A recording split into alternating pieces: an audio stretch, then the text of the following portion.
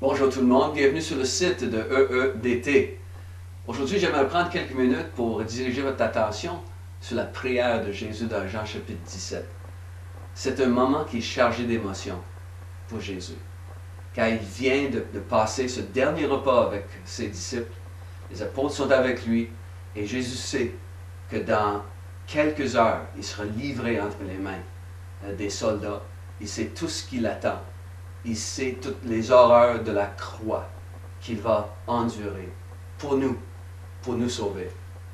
Et après avoir expliqué à ses disciples que sa vie serait livrée comme un sacrifice, là, il commence à prier son Père.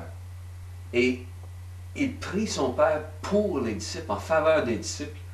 Et vers la fin de sa prière, il va dire, « Je ne prie pas pour eux seulement, mais pour tous ceux qui croiront à cause de leur parole. » Ça, c'est vous et moi.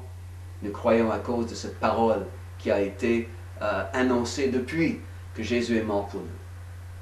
Et à la fin de sa prière, Jésus dit, « Père, j'ai fait connaître ton nom à mes disciples. » Et l'idée de faire connaître le nom de son Père voulait dire de révéler le caractère du Père. Surtout dans les temps bibliques, le nom que portait un individu était très significatif, était riche en signification. Ça décrivait la personne, ça décrivait son caractère. On sait que souvent dans les Écritures, Dieu va même changer le nom que porte un individu pour être plus en ligne avec la destinée que Dieu lui avait choisie.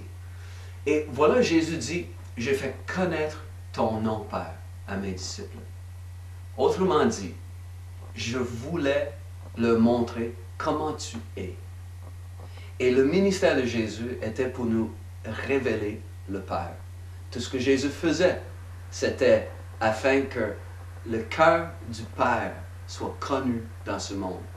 Chaque fois qu'on voit la compassion de Jésus, chaque fois qu'on voit le pardon qui est dans son cœur envers les gens qui le méprisaient, chaque fois qu'on voit un cœur pour ceux qui souffrent, c'est le cœur du Père que Jésus nous révélait.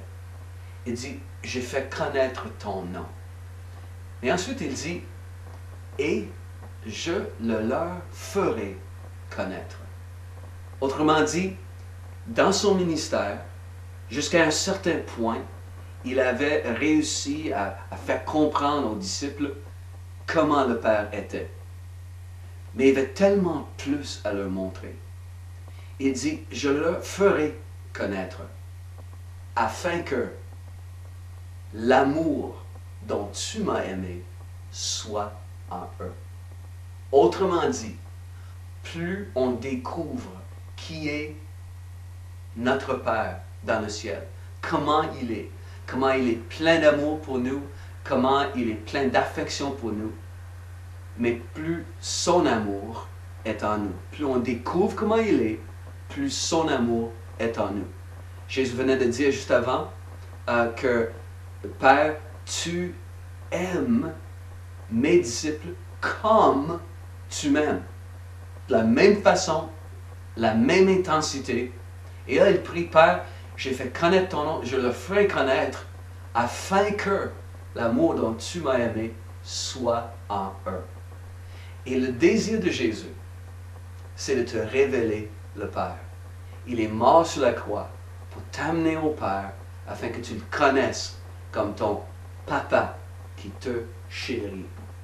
Et aujourd'hui, le Saint-Esprit fait le ministère de Jésus, autrement dit, de continuer à révéler le Père.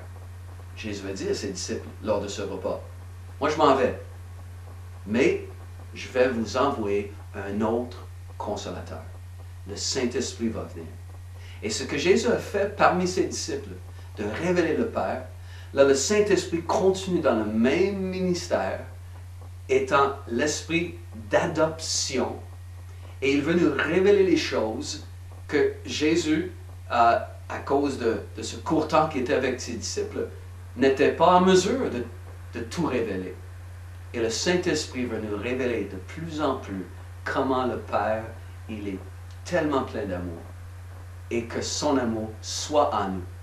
Et quand son amour est en nous, ça veut dire que ce monde autour de nous sera aimé par les enfants de Dieu qui savent aimer, habités par l'amour du Père.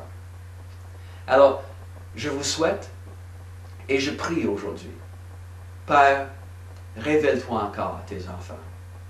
Si tu n'as jamais connu une touche de cette affection du Père, je prie que le Père vienne te serrer dans ses bras. Je prie pour une plus grande et plus riche révélation de cet amour du Père qui est infini. C'était la prière de Jésus. Alors que Dieu vous bénisse et que vous soyez remplis de cet amour.